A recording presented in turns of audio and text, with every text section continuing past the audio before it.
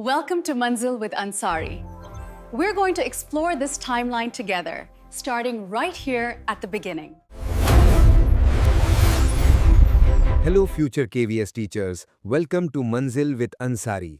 आज हम KVS PRT grade 6 science और ईवीएस का सबसे फाउंडेशनल चैप्टर कवर करेंगे, life around us and living creatures, हमारे आसपास का जीवन और सजीवों के लक्षण। और चैप्टर की शुरुआत में ही एक सबसे बड़ा सवाल, इज अ सीड लिविंग और नॉन लिविंग? क्या बीज सजीव है या निर्जीव? हाय अंसारी सर। सीड तो चलता फिरता नहीं है, ना ही सांस लेता दिखता है, तो वो नॉन लिविंग ही होगा ना? यही तो सबसे बड़ा ट्विस्ट है। इसका जवाब हम आगे स्लाइड्स में देंगे, लेकिन पहले रैंक बूस्टर बॉक्स पर ध्यान दो। हमारी ये क्लास बिल्कुल बाइलिंगुअल होगी, हिंदी और इंग्लिश दोनों में, और इसमें हम complete chapter notes with visual shortcuts cover करेंगे। सबसे पहले क्लासिफिकेशन देखते हैं। दुनिया को लिविंग और नॉन लिविंग में बांटा गया है।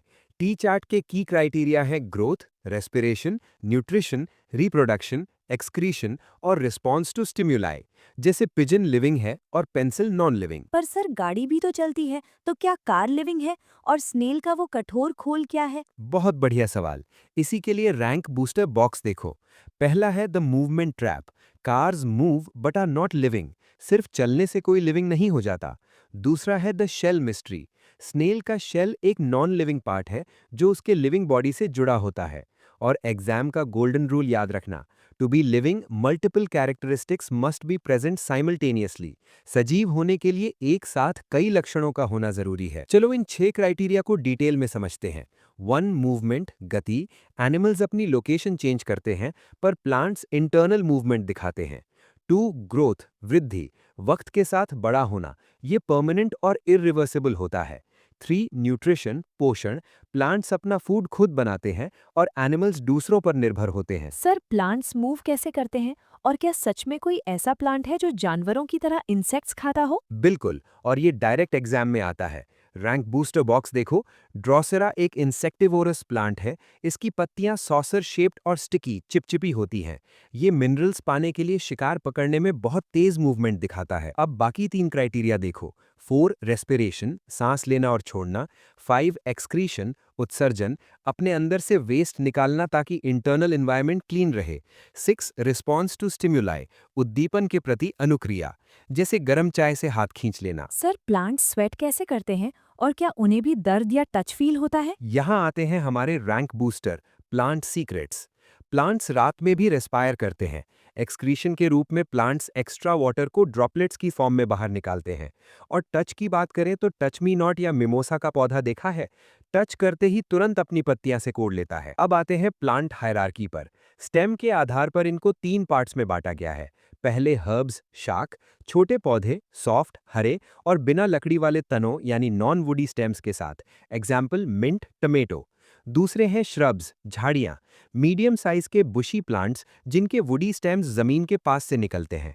एग्जाम्पल रोज, तुलसी।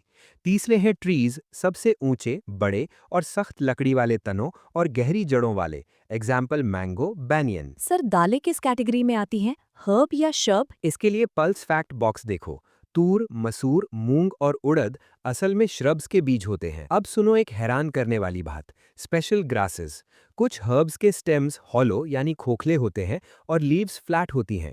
क्या तुम्हें पता है हमारा अधिकांश भोजन ग्रास फैमिली से आता है? क्या बात कर रहे हैं सर, हम घास खाते हैं? और सबसे लंबी घास कौन सी होती है? रैंक बूस्टर बॉक्स चेक करो। सीरियल्स लाइक व्हीट, पैडी और मिलेट्स सब ग्रास सीड्स ही हैं। और बैम्बू दुनिया की सबसे ऊंची घास है। इसके अलावा प्लांट्स की 2 और कैटेगरीज होती हैं, क्लाइंबर्स जो किसी सपोर्ट पर चढ़कर बढ़ते हैं जैसे मनी प्लांट, और क्रीपर्स जो भारी फल के कारण जमीन पर ही फैलते हैं जैसे वाटरमेलन और पंपकिन। अब पढ़ते हैं parts of a plant. Roots, जड़ें, पौधे को जमीन में स्थिर करती हैं और पानी सोखती हैं।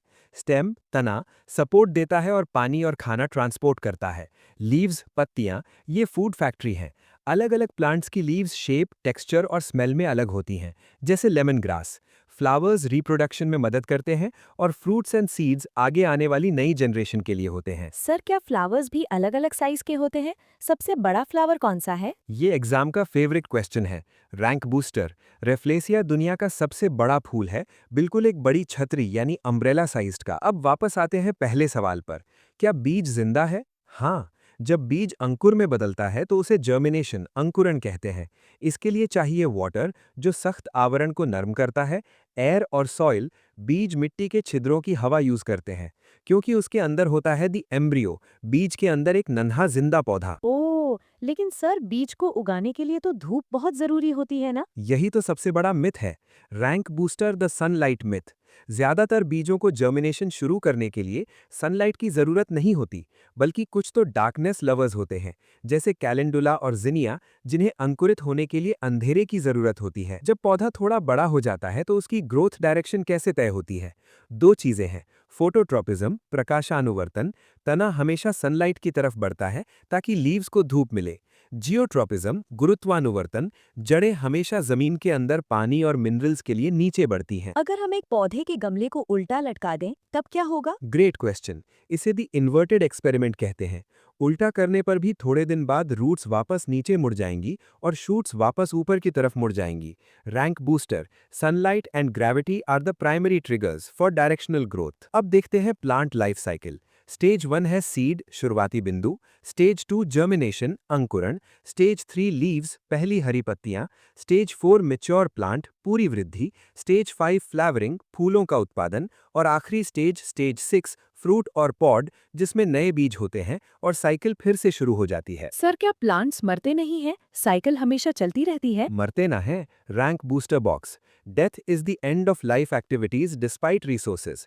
लेकिन मरने से पहले जो रिप्रोडक्शन प्रजनन का प्रोसेस होता है, वो उस पूरी प्रजाति का अस्तित्व सुनिश्चित कर देता है। अब देखते हैं mosquito life cycle. Stage 1 egg, जो सीधे रुके हुए पानी पर दिए जाते हैं। स्टेज 2 लार्वा, पानी में तैरते हुए कीड़े जैसे। स्टेज 3 प्यूपा, वयस्क बनने से पहले की अवस्था। और स्टेज 4 अडल्ट, बाहर निकलकर उड़ जाता है और मलेरिया, डेंगू, चिकनगुनिया फैलाता है। बाप रे, इनको पानी में ही मारने का कोई आसान तरीका है क्या सर? बिल्कुल, और यही है हमारा rank booster, the kerosene trick. Larva और प्यूपा दोनों को हवा लेने के लिए पानी की सतह पर आना पड़ता है। अगर हम पानी पर केरोसिन या ऑयल छिड़क दें तो हवा रुक जाती है और वो वहीं मर जाते हैं। नेक्स्ट है फ्रॉग लाइफ साइकिल। पहले स्पॉन, पानी की सतह पर जेली जैसे अंडों का समूह।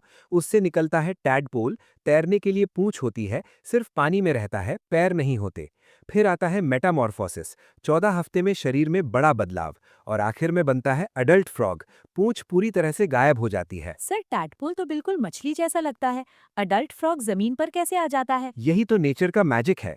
Rank booster habitat change. Frogs move from exclusively aquatic life, tadpole, to living on both land and water, adult.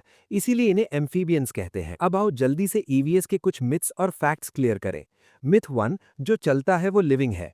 Fact, cars चलती हैं, पर लिविंग होने के लिए ग्रोथ और रेस्पिरेशन भी चाहिए। मिथ 2, प्लांट सिर्फ दिन में सांस लेते हैं। फैक्ट, फोटोसिंथेसिस दिन में होता है, पर सांस रेस्पिरेशन वो दिन और रात दोनों वक्त लेते हैं। सर मिथ 3, क्या सारी बेल ऊपर चढ़ने वाली होती है? और मिथ 4, क्या सच में बीज मुर्दा होते हैं? फैक्ट 3, क्रीपर्स जैसे वाटरमेलन जमीन पर फैलते हैं और क्लाइंबर्स जैसे मनी प्लांट सपोर्ट के साथ ऊपर चढ़ते हैं। फैक्ट 4, बीज मुर्दा नहीं होते, उनमें एक जिंदा भ्रूण लिविंग एम्पियो होता है जो पानी और हवा का इंतजार कर रहा होता है।